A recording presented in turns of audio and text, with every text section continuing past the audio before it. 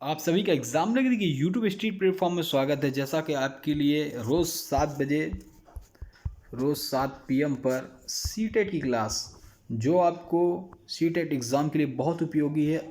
CTET आप qualified कर जो भर्ती निकली है केवीएस की वो आप दे सकते हैं। यही क्लास आपको केवीएस में भी बहुत इम्पॉर्टेंट रोल निभाएगी। तो आप अगर दोनों चीज़ की तैयारी कर रहे हैं तो क्लास को डेली देखिए 7 बजे।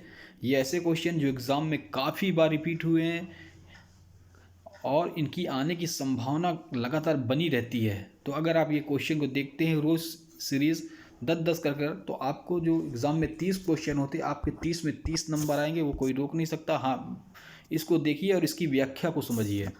2 काम आपको करने हैं, ठीक है। प्राथमिक स्तर पर बच्चे का आकलन करने का सर्वश्रेष्ठ तरीका है डैश डैश का प्रयोग करना। अगर आपने अभी तक हमारे YouTube चैनल को सब्सक्राइब नहीं किया है तो सब्सक्राइब कर लें। बगल में सब्सक्राइब बटन है, उसको दबा दीजिए। उसके साथ साथ बेल आइकन दबा दें, जिससे आपको जो भी नोटिफिकेशन है, सूचना है, वो आपको तुरंत मिलती रहे। तो जल्दी से दबा दीजिए। फिर हम लोग स्टार्ट करते हैं। उसके साथ चैनल को शेयर कर दीजिए खूब। चलिए 1 सेकंड का समय, जल्दी से सब्सक्राइब करिए, बेल आइकन दबा दिए और चैनल को शेयर करिए। प्राथमिक स्तर पर बच्चे को आकलन करने का सर्वश्रेष्ठ तरीका का उपयोग। देखिए प्राथमिक स्तर है तो उसका उसी हिसाब से आपको जवाब देना है। गृह कार्य, योगात्मक कार्य या पोर्टफोलियो। तो हमेशा प्राथमिक स्तर बच्चे पर आपको एक ट्रिक बता देते हैं। जब कभी कैसा क्वेश्चन है प्राथमिक स्तर पर, अगर कई ऑप्शन हो, गृह कार्य का हो, योगात्मक कार्य का हो, अवधि परीक्षा हो, अगर पोर्टफोलियो ऑप्शन है, अगर ऐसा, तो उस पर आप उसको आंखी मूंद के डाल दीजिए, आपका आंसर सही हो जाएगा। क्योंकि प्राथमिक स्तर पर बच्चे का आकलन करने का सर्वश्रेष्ठ तरीका पोर्टफोलियो है।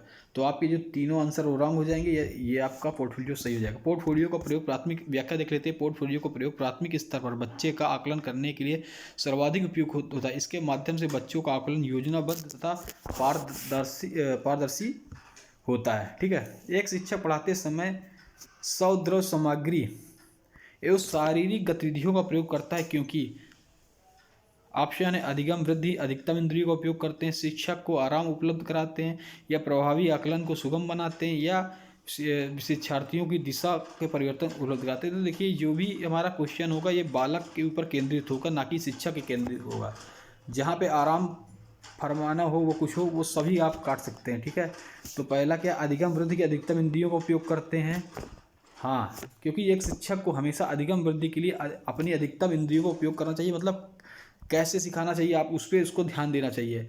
आराम वाला देखिए गलत कार्य, निगेटिव, प्रभावी आकलन को सुगम आता है, ये भी गलत है। शिक्षार्थियों की दिशा परिवर्तन, ये भी गलत है, ठीक है। व्याख्या देख लेते हैं। शिक्षण प्रक्रिया के अंतर्गत शिक्षक द्वारा सौदृश्य सामग्रियों या शारीरिक पद्धतियों का प्रयोग यह दर्शाता है कि शिक्षक शिक्षार्थियों को अधिकतम इंद्रियों का प्रयोग अधिक वृद्धि हेतु कर रहा है। शिक्षक द्वारा की जा रही गतिविधियाँ बाल केंद्रित शिक्षा, मैंने कहा था ना, आप कैसी शिक्षा, बाल केंद्रित, पहले शिक्षक केंद्रित थी ना, बाल केंद्रित शिक्षा की अवधारणा पर आधारित। साथ ही ये गतिविधियां शिक्षार्थियों में पर्यावरण अध्ययन के प्रति अभिरुचि जागृत करने में हेतु सहायक है।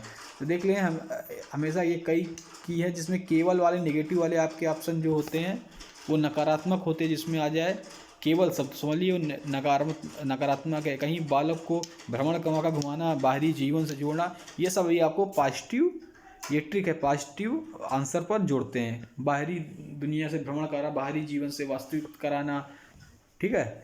के अलावा ये क्वेश्चन आ गया, देखिए फिर डैश डैश डैश के अलावा निम्नलिखित पर्यावरण अध्ययन पढ़ाने की विधियां हैं। तो क्या है, सहयोगात्मक अध्ययन, निर्देशित खोज या फिर व्याख्यानों द्वारा स्पष्ट करने का, यह समस्या समाधान। अगर आपको 73 का, अगर ABCD में कोई आंसर अगर आपको आता है तो जल्दी से कमेंट बॉक्स में हमारे कमेंट कर दीजिए, फिर मैं आपको बताता हूँ आंसर और व्याख्या सही। देखिए के अलावा, किसके अलावा पूछ लिया ना, तो मतलब एक के अलावा पढ़ाने की विधियाँ हैं, मतलब एक नई विधि है। वो विधि कौन सी है वो आपको बताना है। देखिए सहयोगात्मक अधिगम, ये विधि है, ठीक है। निर्देशित खोज, जो अभी मैंने बताया है कि पर्यावरण की बाहरी दुनिया से जोड़ना, ठीक है। समस्या समाधान, किसी चीज़ का समस्या समाधान हम लोग निकालेंगे, ये भी सही है। लेकिन व्याख्यानों द्वारा स्पष्ट करना, मतलब इतना भाषण देना है, इतना व्याख्यान कर देना, वो सही नहीं प्राथमिक के लिए। ये जूनियर के लिए सही हो सकता है, लेकिन प्राथमिक के लिए व्याख्यान अगर हम लेक्चर दे देंगे छोटे बच्चे को तो उसको वो चीज़ समझ में नहीं आएगी। अगर उसको हम किसी बाहरी दुनिया के साथ खोज से निर्देशित जोड़ते हैं तो वो उसको समझ में आएगा, उसका समस्या का समाधान कर देते हैं, सहयोगात्मक उसके साथ लगकर उस चीज़ को उसको करने में मदद करते हैं, सहयोग करते हैं, वो उसकी समझ में आएगा। लेकिन व्याख्यान प्राथमिक स्तर बालक के लिए नहीं है, ठीक है। यही के अलावा तो देखिए व्याख्या देख लेते हैं, ऐसे ही कुछ व्याख्या भी होगी। सहयोगात्मक अधिगम निर्देशित खोज तथा समस्या समाधान जो पर्यावरण अध्ययन के शिक्षण हेतु महत्वपूर्ण शिक्षण की विधियां हैं, जबकि व्याख्यान द्वारा किसी प्रकरण को स्पष्ट करना इतिहास शिक्षण की महत्वपूर्ण विधियां। तो मैंने कहा था ना, व्याख्यान क्या है, इतिहास शिक्षण की भूमिका, शिक्षण की, इसमें व्याख्यान नहीं चलेगा, ठीक है। पर्यावरण में व्याख्यान नहीं, जब तक आप किसी चीज़ को रूबरू नहीं कराएंगे, नहीं बताएंगे, उसको बाहरी दुनिया से नहीं जोड़ेंगे, तब तक वो समझ नहीं पाएगा, ठीक है। के अलावा फिर एक क्वेश्चन आ गया, के अलावा बच्चे का विकास को आकार देने वाले वातावरणीय कारकों के निम्नलिखित सभी शामिल हैं, ठीक, बहुत बढ़िया क्वेश्चन। के अलावा, किसके अलावा? शिक्षा की गुणवत्ता, पौष्टिकता की गुणवत्ता, शारीरिक गठन या संस्कृति, किसके अलावा जो है विकास को आकार देने वाले वातावरणीय कारकों में निम्नलिखित सभी शामिल हैं, ठीक है। तो अगर आपको आता है तो 1 2 3 4 क्वेश्चन इसमें आप आंसर दे सकते हैं। 74 का नंबर डालकर ABCD कर दिए। के अलावा बच्चे के विकास को आकार देने वाले वातावरणीय कारकों में निम्नलिखित सभी शामिल हैं।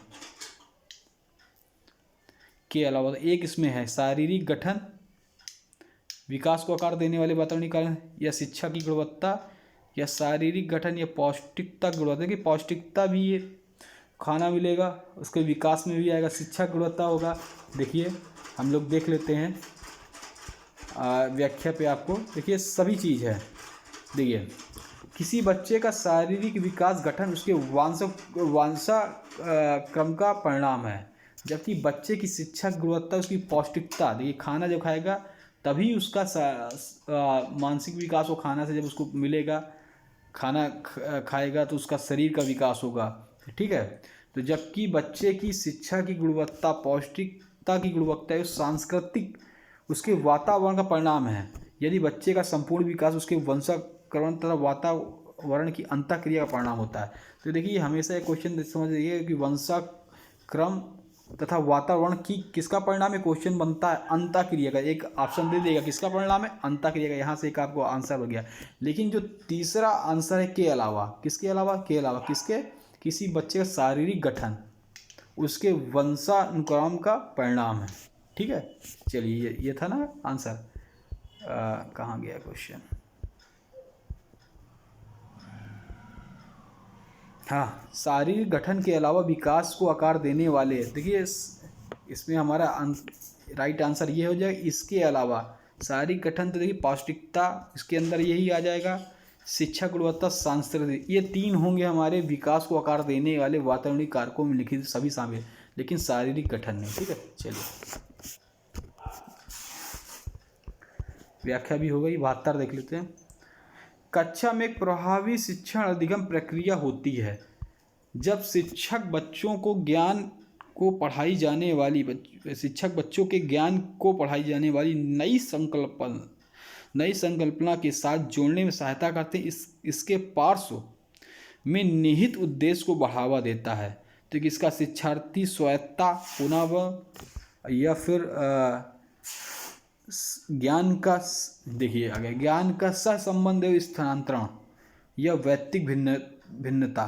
तो देखिए जब ये क्वेश्चन दिया गया, क्या आप एक बार फिर पढ़ते हैं। कक्षा में प्रभावी शिक्षण अधिगम प्रक्रिया को जब शिक्षक बच्चों को ज्ञान को पढ़ाई जाने वाली संकल्पना के साथ जोड़ने में सहायता करता है। इसके पार्श्व निहित उद्देश्य होते हैं। तो अगर जब ज्ञान को वो कक्षा में नई संकल्पना के साथ जोड़ता है तो ज्ञान का सहसंबंध उसके स्थानांतरण पर होता है। तो ठीक इसका मतलब आपका तीसरा विकल्प सही हो जाएगा, स्वायत्ता गलत हो जाएगा। पुनर्वर्ण का कोई महत्व नहीं, कॉन्सेप्ट व्यक्ति भिन्नता का नहीं है। यहाँ पर आपका तीसरा। चलिए व्याख्या देख लेते हैं। नवीन संकल्पनाओं को बच्चों के पूर्व ज्ञान से जोड़कर पढ़ाने की प्रक्रिया। देखिए नवीन संकल्पनाओं को बच्चों के पूर्व ज्ञान मतलब जो पहले का ज्ञान है, आपने पढ़ा होगा अनौपचारिक, औपचारिक। तो पहले का ज्ञान है, उन्हीं ज्ञानों पे हम लोग एक नए ज्ञान को उन पर ढालते हैं। मतलब अगर उसको पहले से पता है, ये बचपन में उसने आम खाया है तो आम खाया तो उसका मतलब वो आम के विषय में जानता है। और उसी आम के बारे में अगर हम दो चार उसको चीज़ नई जानकारी देते हैं कि आम अगर उसने खाया तो वो बता देगा कि हाँ सर आम खट्टा है। उसी पे नई जानकारी जोड़ते हैं, कहते हैं आम क्या है, फलों का राजा है, तो समझ जाएगा वही खट्टा वाला आम जो हमने खाया था वही फलों का राजा है। इसीलिए नई संकल्पनाओं को जोड़ने के लिए बच्चों के पूर्व ज्ञान पर हम लोग प्रक्रिया को जोड़ते हैं। तो ये आप समझ गए होंगे, इसलिए मैंने उदाहरण आपको दिया है। नई नई संकल्पनाओं को बच्चे के पूर्व ज्ञान से जोड़कर पढ़ने की प्रक्रिया। आपने जैसे देखा होगा, आपने पहले पढ़ा होगा मैथ्स में फार्मूले, तो पहले आपने फार्मूलों को कहते नहीं, वो प्रूफ किया जाता है। तो अगर आपको पहले से पता है कि एक गिनती पता है, तभी गिनती अगर आपको पता होगा 1 2 3, तभी आप जोड़ घटाना कर पाएंगे। अगर आपको गिनती ही नहीं पढ़ता होगा तो जोड़ घटाना कहाँ से पढ़ पाएंगे। तो आपके मतलब आपके पूर्व ज्ञान, मतलब आपको गिनती आ रही हैं, उसी पे मैं अपना नया ज्ञान जोड़कर आपको जोड़ घटाना सिखा दिया, वही हो गया सहसंबंध। प्रक्रियाओं का सहसंबंध है स्थानांतर उद्देश्य पूरा करती। ठीक है, चलिए दूसरा क्वेश्चन देखते हैं। 76, रोहन के विद्यालय में एक विज्ञान प्रदर्शनी का आयोजन किया गया।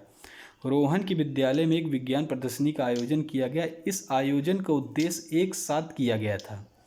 तो चलिए, आप अगर आपको क्लास अच्छी लग रही तो आप क्लास को जल्दी से शेयर करिए। कि देखिए, अगर क्लास का अगर मुझको अगर बेनिफिट दिख रहा है कि हाँ काफ़ी बच्चों देख रहे हैं क्लास को और इससे काफ़ी चीज़ सीख रहे हैं, तभी मैं फिर अगली क्लास आपको कल दूंगा।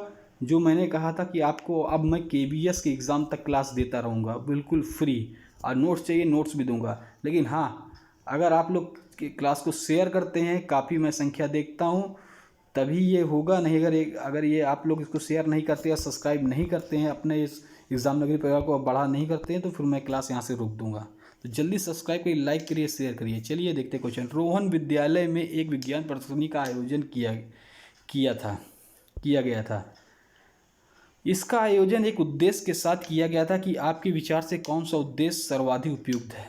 देखिए, विज्ञान प्रदर्शनी का उसने आयोजन किया था, तो सर्वाधिक उपयुक्त उद्देश्य आपको बोलना है। तो मैं 4 विकल्प बताता हूँ, अगर आपको समझ में आ गया होगा तो उसका आंसर दे दीजिए। विद्यालय का नाम प्रसिद्ध करना, अभिभावकों को संतुष्ट करना, या विभिन्न व्यवसायों के लिए विद्यार्थियों को प्रशिक्षित करना, या विद्यार्थियों के सृजनात्मक माध्यम उपलब्ध कराना। तो देखिए, क्रिएटिविटी, सृजनात्मक, ये भी हमारा एक पॉजिटिव, जिसको कहते हैं पॉजिटिव आंसर, ये कहीं मिल जाए तो यहाँ से हम पॉजिटिव आंसर खोल सकते हैं। तो देखिए, ठीक है, पॉजिटिव आंसर हम लोग खोज सकते हैं, यही हमारा आंसर हो जाएगा।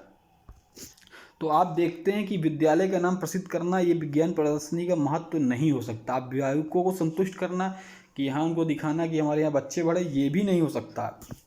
देखिए, छोटे बच्चों को व्यवसायों से क्या मतलब, कि विभिन्न व्यवसायों के लिए विद्यार्थियों को प्रशिक्षित करना, वो पढ़ने आ रहे हैं प्राथमिक बच्चे, उनके व्यवसायों से क्या मतलब। हाँ, विकल्प नंबर जो हमारा डी है, सृजनात्मक माध्यम उपलब्ध कराना, मतलब उनके अंदर एक क्रिएटिविटी की खोज करना, उनके अंदर एक नए विचार ऊर्जा खोज करना, यही चौथा विकल्प सही है। चलिए अगला क्वेश्चन देखते हैं। चलिए इसका वो देख लेते हैं, व्याख्या तो मैंने अपनी तरफ से करके बता दी है, लेकिन इसकी व्याख्या देख लेते हैं। शिक्षार्थियों के लिए सृजनात्मक माध्यम उपलब्ध कराना ही विज्ञान प्रदर्शनी का आयोजन है, मुख्य उद्देश्य है। इस माध्यम से शिक्षार्थियों के ऐसी नई रचना अथवा विचार पैदा होंगे जो पहले न ज्ञात हो, अर्थात यह एक काल्पनिक क्रिया है। ठीक है, चलिए 77 देखते हैं। कांसा ब्राज के विषय में जिसका उपयोग गोलकुंडा के किले में मिली तोप में किया गया था। तो देखिए, गोलकुंडा की खान से हमें क्या मिला था, एक क्वेश्चन और बनता है। गोलकुंडा से अगर, चलिए GS में बता देते, गोलकुंडा से हमें क्या मिला था, कौन सा हीरा मिला था। ठीक है, गोलकुंडा की खान से हमको मिला था। चलिए क्वेश्चन देख लेते, फिर उसको देखते बाद में। कांसा ब्राज के विषय में जिसका उपयोग गोलकुंडा के किले से मिली तोपों में किया गया था, सही कथन चुनिए। तो कांसा ब्राज, ये जो कांसा ब्राज है, कांसा, तांबा, कॉपर तथा टिन की मिश्र धातु। जो कांसा है वो तांबा प्लस कॉपर तथा टिन की मिश्र धातु है। यह कांसा, तांबा या प्लेटियम की मिश्र धातु है। यह कांसा एक तत्व या कांसा, तांबा, कॉपर तथा जिंक की मिश्र धातु है। तो इसका आंसर आपको बताना है कि कांसा ब्राज विषय में जिसका उपयोग गोलकुंडा के किले मिली हुई तोप में किया गया था। तो देखिए, जो कांसा है, वो कांसा जो है हमारा, जो तांबा इसको हम कॉपर कहते हैं, तथा टिन की मिश्र धातु है। ठीक है, यही हमारा आंसर सही कथन है और ये हमारे सब गलत हैं। ठीक है, अगर आता है तो आप कमेंट बॉक्स में आप कमेंट कर दीजिए, मैंने आपको पहले ही बताया है। ठीक है, तो जो कोहिनूर हीरा के बारे में बता रहा था वो हमारा कहाँ मिला था, गोलकुंडा की खान से मिला था। ठीक है, कोहिनूर हीरा हमारा कहाँ से मिला था, कोहिनूर हमारा हीरा मिला था गोलकुंडा की खान से। ये सबसे पहले अगर देखा जाए तो सबसे पहले इसको अगर थोड़ा सा इतिहास की दृष्टि में देखेंगे, अगर गोलकुंडा आ गया तो आपको भी पता होना चाहिए मलिक कफूर, ये अलाउद्दीन खिलजी का आपने देखा होगा। तो अलाउद्दीन खिलजी के जो सारे दक्षिण भारत के अभियान थे किसने किया था, मलिक कफूर। मलिक कफूर कौन था, अलाउद्दीन का सेनापति था, जो कि एक ट्रांसजेंडर था, हिजड़ा था। ठीक है, वही दक्षिण भारत पर विजय करने गया था, वहीं से उसको वहाँ के राजा ने वहाँ का आधिपत्य अलाउद्दीन खिलजी स्वीकार कर उसको एक सोने की चीन और उसने कोहिनूर हीरा दिया जो कि अलाउद्दीन खिलजी के पास आया। ठीक है, तो इसके बाद जो कोहिनूर हीरा है अभी कहाँ है, वो अभी ब्रिटेन में है, जो महारानी विक्टोरिया के ताज पे। ठीक है, वो जो अब तो ख़त्म हो चुकी हैं, तो ब्रिटेन पे रखा हुआ है। तो मैंने कहा गोलकुंडा आ गया, तो गोलकुंडा के आपको मैं बता ही दूं कि कैसा क्या है। तो ये अगर देखा जाए सर्वप्रथम ये हीरा कहाँ मिला, तो ये काकतीय वंश के शासकों को मिला था। ये पहला गोलकुंडा की खानों से ये हीरा काकतीय वंश के शासकों को मिला था। फिर यह हीरा शाहजहां ने यह हीरा अपने तख्ते ताऊद मयूर सिंहासन में जड़वाया था। ठीक है, और फरवरी 1739 नादिर शाह और रंगीला का युद्ध हुआ था। फिर उसके बाद नादिर शाह ने रंगीला को हरा दिया और ये कोहिनूर हीरा अपने साथ पर्सिया ले गया। उसके बाद शाह शुजा ने यह हीरा राजा रणजीत सिंह को दिया। फिर राजा रणजीत सिंह से अंग्रेजों के हीरा कोई संधि हुई थी, उसी के हिसाब से राजा रणजीत से हीरा अंग्रेजों को चला गया। तो गोलकुंडा आया, तो मैंने कहा थोड़ा सा आपको जानकारी दे दूं। चलिए अब आते हैं, देखिए कांसा, तांबा तथा टिन से निर्मित एक मिश्र धातु, आजकल इसका प्रयोग बर्तन मूर्तियों बनाने में होता है। तो एक इसका शॉर्टकट है, जिसे पूछ ले पिताजी, मतलब पीतल प्लस जिंक, पिताजी मतलब पीतल प्लस जिंक बनकर क्या बना है ये। ठीक है, चलिए ये हो गया 77। अब 78वां क्वेश्चन देखते हैं। प्रयोग और प्रयोगात्मक कार्य करते हुए श्यामा का निष्पादन कक्षा में सर्वश्रेष्ठ होता है। उसे बहुत सृजनात्मक शिक्षार्थी माना जाता है। क्योंकि वो प्रयोग करता है तो उसको बहुत सृजनात्मक शिक्षार्थी माना जाता है, इसलिए वह डैश के द्वारा श्रृंखलाओं को सीखता है। देखिए अभिसारी चिंतन, तो एक आपको बता देते हैं। देखिए जो अभिसारी चिंतन होता है ये बंधा हुआ चिंतन होता है, जो अभिसारी चिंतन होता है ये खुला हुआ चिंतन होता है। जैसे बंधे हुए प्रश्न, जैसे पूछ लिया जाए कि एक एग्जैक्ट क्वेश्चन, राम गया है, जैसे राम कहाँ गया, तो आप कहेंगे कानपुर गया, तो कान्हीपुर गया, एक एग्जैक्ट क्वेश्चन हो गया। जैसे कल कौन सा दिन है, तो आप कहेंगे रविवार, तो कल रविवार दिन है। ठीक है, ये बंधा हुआ क्वेश्चन। आपसे पूछ लें कि बताइए कोहिनूर हीरा, अभी कोहिनूर हीरा कहाँ गया, तो आप श्रृंखला बताएंगे, इसका पूरा एक डिटेल देंगे। तो ये अभिसारी चिंतन होते हैं। ठीक है, अभिसारी माने बंधे हुए, अपसारी माने खुले हुए। ठीक है, चलिए तो इसमें क्या प्रयोग और प्रयोगात्मक कार्य करते हुए श्यामा का निष्पादन कक्षा में सर्वश्रेष्ठ होता है। वो सृजनात्मक शिक्षार्थी माना जाता है। क्यों सृजनात्मक माना जाता है, क्योंकि अभिसारी चिंतन का प्रयोग करता है, मतलब खुले हुए दिमाग से हर चीज़, एक बंधे हुए दिमाग से नहीं, बंधा हुआ अभिसारी है, खुले हुए, इसलिए अभिसारी चिंतन के द्वारा श्रृंखलाओं को सीखती है। देखिए देख लेते हैं। अब श्यामा अभिसारी चिंतन के माध्यम श्रृंखलाओं को सीखती है। इस प्रकार चिंतन को शिक्षार्थी दिए गए तथ्यों को एक नया तथ्य जोड़कर निश्चित निष्कर्ष पर पहुंचाता है, अर्थात नवीन तथ्यों का सृजन करता है। समझ गए, बंधे नहीं सृजन करना, मतलब एक क्वेश्चन से कई क्वेश्चन निकालना। 79 अल-ब्रूनी किस देश से आया और उसका क्या नाम था। अल-ब्रूनी, तो देखिए जो अल-ब्रूनी था उज्बेकी, ओमान, अफगानिस्तान, बांग्लादेश, अगर आपको आता है कमेंट बॉक्स में कमेंट कर दीजिए। तो ये जो अल-ब्रूनी था वो उज्बेकिस्तान से आया था। बहुत बार सीटेट में क्वेश्चन पूछा गया है जहाँ तक ये क्वेश्चन आपको इस बार भी देखने को मिलेगा। तो अल-बिरूनी 11वीं शताब्दी में महमूद गजनी के साथ उज्बेकिस्तान से आने वाला एक प्रसिद्ध इतिहासकार था। उसने तत्कालीन भारत की विशद वर्णन तहकीक ए हिंद नामक पुस्तक लिखी। तो देखिए क्वेश्चन आपको अल-बिरूनी तो मिल सकता है किस देश से आया था, आप पूछ सकता है किसके साथ आया था, मोहम्मद गजनी के साथ आया था, और एक तहकीक हिंद किसकी पुस्तक है, तो अल-बिरूनी की पुस्तक है। इस क्वेश्चन से 4 क्वेश्चन बने और इस चारों क्वेश्चन को एकदम इंपॉर्टेंट मान लीजिए। ये आपको एकदम देखने को मिलेंगे चाहे केवीएस के एग्जाम में और चाहे सीटेट में। सीटेट में जरूर, केवीएस के एग्जाम में 4 क्वेश्चन में एक क्वेश्चन आपको जरूर देखने को मिलेगा। आज का लास्ट क्वेश्चन देखते हैं। नीचे किसी एक ट्रेन का मार्ग रेलवे टाइम टेबल का कुछ अंश दिया गया है। जैसे देखिए स्टेशन का नाम, उपयोग आधार पर मझगांव के बीच की दूरी तथा ट्रेन द्वारा इस दूरी को तय करने में लगा समय। तो ट्रेन द्वारा लग समय मझगांव कहाँ का पूछा गया है, सूरत से मड़गांव के बीच की दूरी और प्लस कितने। तो पहले देख लीजिए सूरत का कितना 543 किलोमीटर, मड़गांव का कितना 1509 किलोमीटर। तो देख ले आंसर देख लेते हैं। तो देखिए 543, 1509 और 530 हमने ऊपर देखा, दोनों को हमने बीच की दूरी निकालना है तो माइनस कर देंगे। तो माइनस किया तो 989 किलोमीटर आ गया। तथा ट्रेन तो जहाँ से 989 किलोमीटर होगा वही हमारा आंसर होगा।